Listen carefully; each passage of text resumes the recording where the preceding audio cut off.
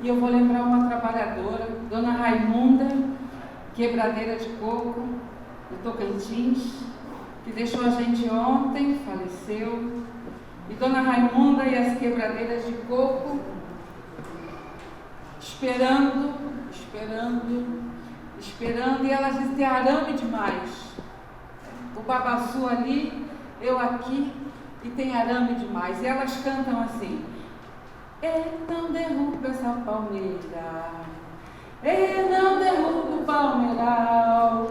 Você sabe que não pode derrubar, é preciso preservar as riquezas natural. Não derruba essa palmeira, não derruba o palmeiral. Você sabe que não pode derrubar, é preciso preservar as riquezas natural. Então é de Pedro, é de Raimunda, esse é o lugar a partir de onde a gente quer conversar. E sempre foi esse o lugar. E se algum dia não foi, está na hora de abrir a trouxa, colocar no chão, abrir a trouxa e ver o que é mesmo que a gente anda carregando por aí, que não é essa extrema fidelidade com os pobres, com os pequenos, com os trabalhadores e com as trabalhadoras.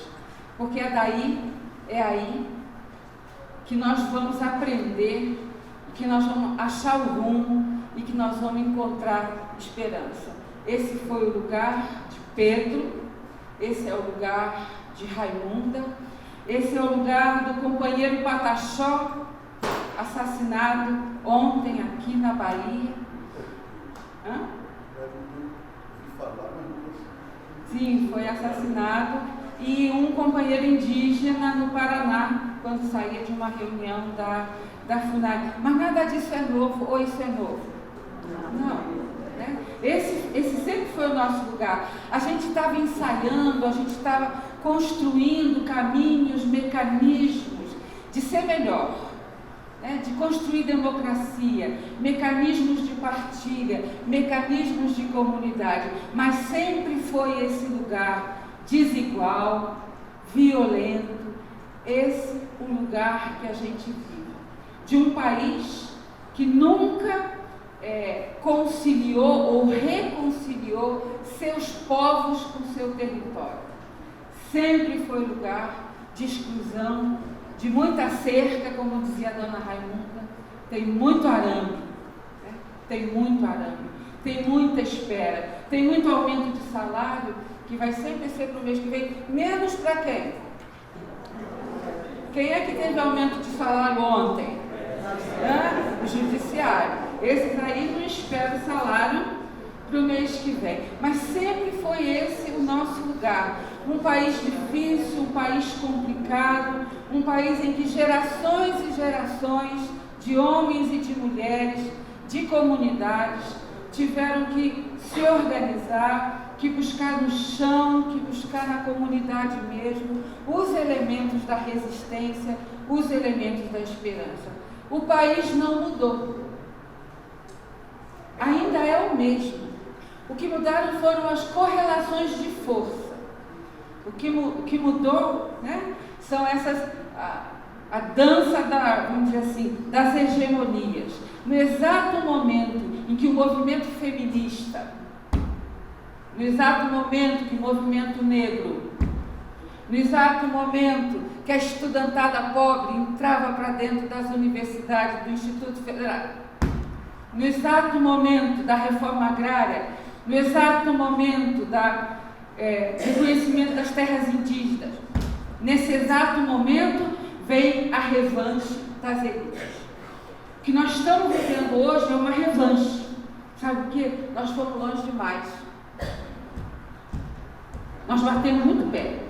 Nós avançamos muito. E é por isso que as elites desse país se rearticularam, se reorganizaram e se voltaram contra nós.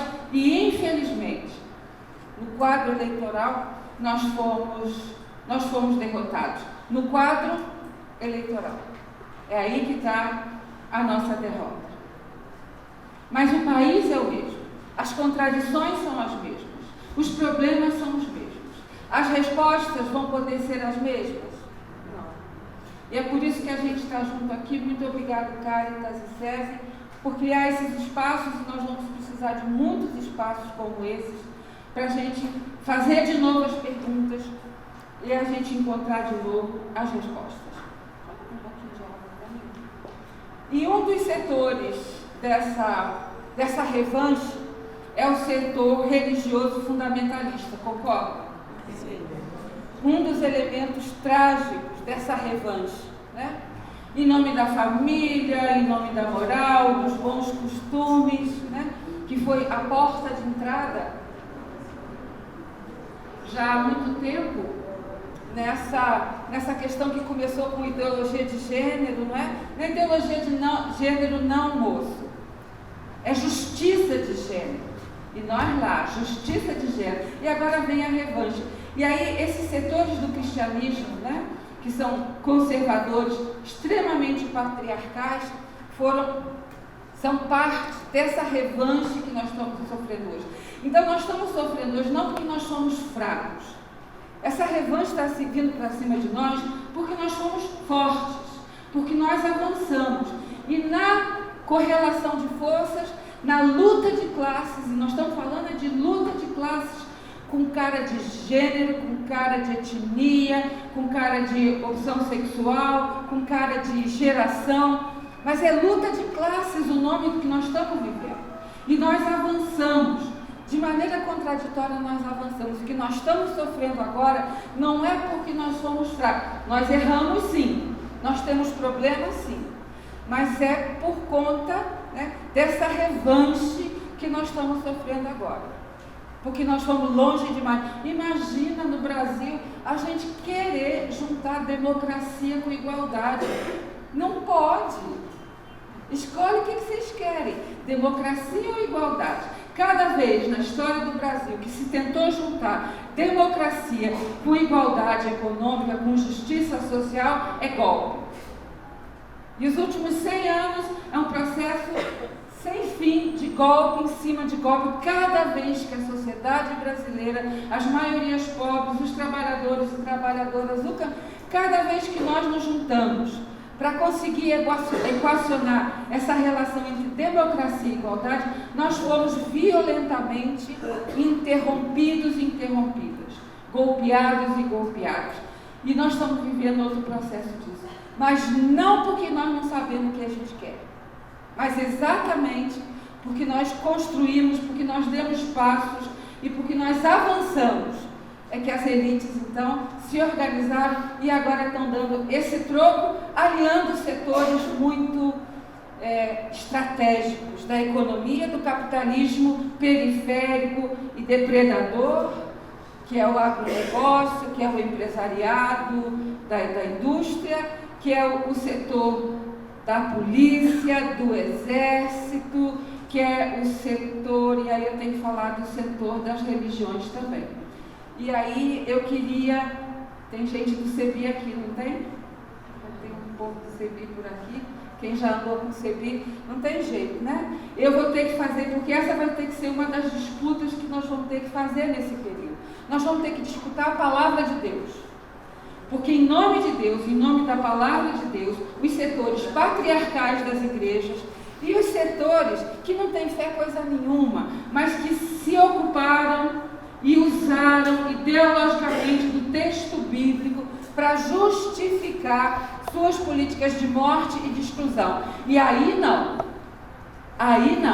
nós vamos ter que fazer essa disputa, arrastar a palavra de Deus, a memória do povo de Deus, para essa lama da tortura, para essa lama da exclusão, não. E nós vamos ter que, de novo, reaprender a fazer o trabalho da leitura popular da Bíblia. Porque qual é a questão do fundamentalismo?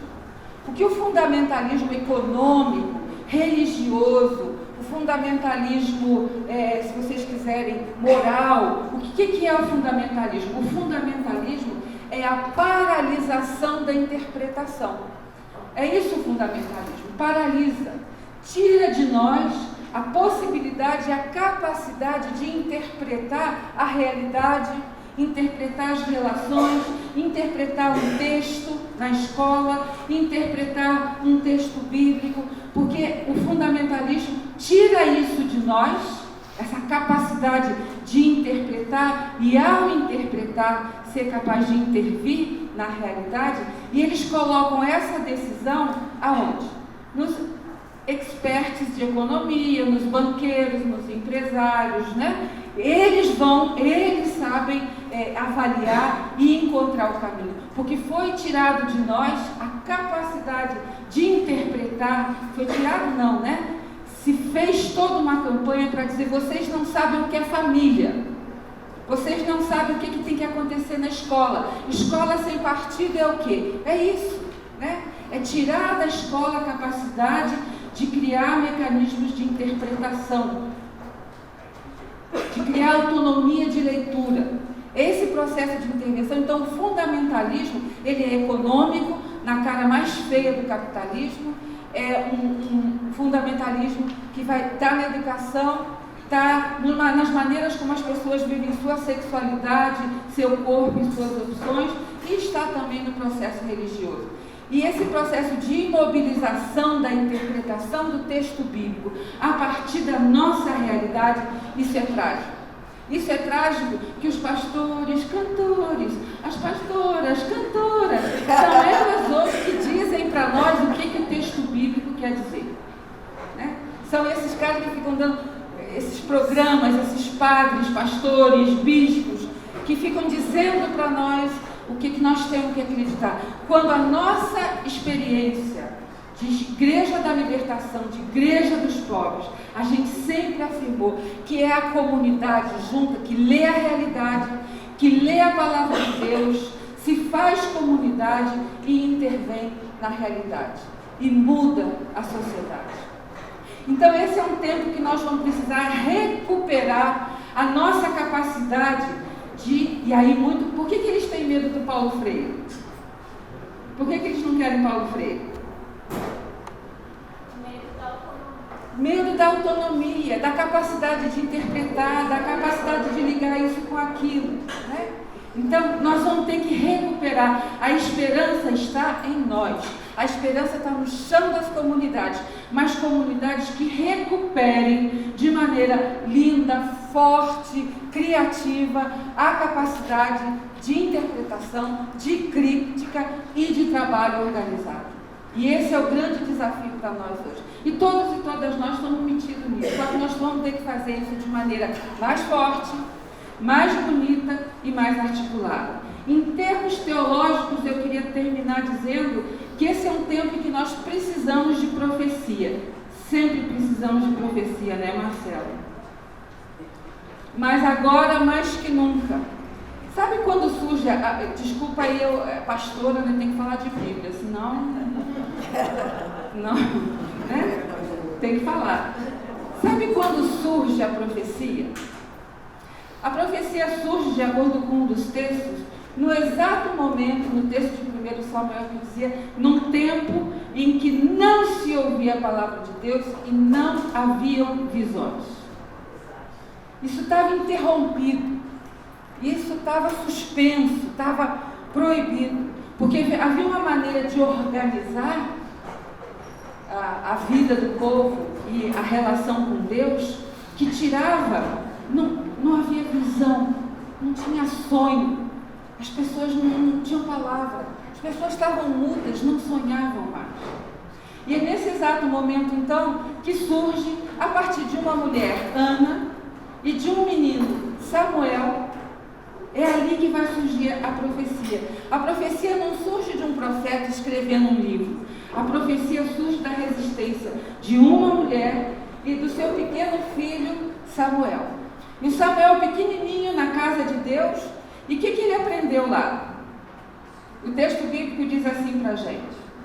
Qual que era o costume naquele tempo? Os sacerdotes, quando o povo vinha trazer a sua oferta, diante do altar de Deus, os sacerdotes, antes que o povo terminasse de fazer sua oferta, enfiava o garfo na oferta do povo. Naquele tempo o povo oferecia carne, né? De animais, farinha, frutas. Quando o povo acabava de chegar com a sua oferta, ainda nem tinha feito o ofertório, já tinha sacerdote pronto com um garfo para garfar a oferta do povo, para tirar aquilo que o povo tinha para oferecer. E eles não tinham jeito, eles garfavam marmita, frigideira, panela, caçarola, caldeirão. O texto bíblico fala isso, não importava o tamanho da panela. Quando o povo estava chegando com sua oferta, já tinha gente ali para arrancar, para sequestrar aquilo que era do povo e que o povo trazia diante de Deus. E o pessoal dizia, não, mas peraí, espera pelo menos eu acabar de ofertar. Não, tá bom assim mesmo. E tome o garfo na oferta do povo.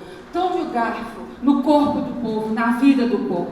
E é esse momento em que os sacerdotes do garfo roubavam a vida do povo, tiravam do povo a alegria da oferta, a alegria da partilha, a alegria de comer em comunidade. E o sacerdote enfiava o garfo para comer, para encher o bucho eles, para enriquecer e para fortalecer o projeto político deles. É nesse momento em que não tem palavras, nem sonhos, nem visão, é nesse momento que surge na memória do povo de Deus a profecia contra os sacerdotes do garfo, contra o roubo da vida do povo. E se hoje tem muito crente sendo enganado, sendo enrolado, sendo levado por essas propostas fundamentalistas, é porque eles estão tendo a sua espiritualidade garfada, eles estão tendo a sua experiência de Deus roubada, garfada. Estão enfiando a mão na fé do povo, estão enfiando a mão naquilo que o povo tem para oferecer, no fruto do trabalho, em nome da prosperidade, em nome do capitalismo como religião. Rouba-se do povo pequeno, pobre e trabalhador, não só as suas economias, mas também a sua capacidade, a sua relação com Deus, a sua capacidade de oferecer, de ser comunidade, de alimentar. E é nesse momento que surge a profecia. Pois muito bem, hoje vocês querem, por ordem alfabética do nome do pastor ou da igreja, que eu diga quem hoje mete o garfo na vida do povo? Então, no conjunto das esperanças, e eu vou terminando aqui, primeiro dizer, foi porque nós avançamos, foi porque nós criamos, que a direita se rearticulou e veio para cima de nós. Não porque nós somos fracos, mas porque nós estamos vivendo um processo de disputa, de luta de classes. E talvez nós não estivéssemos mais tão preparados para essa discussão de luta de classe. Cadê a classe trabalhadora nisso tudo? Cadê a classe trabalhadora? Cadê? Onde é que está?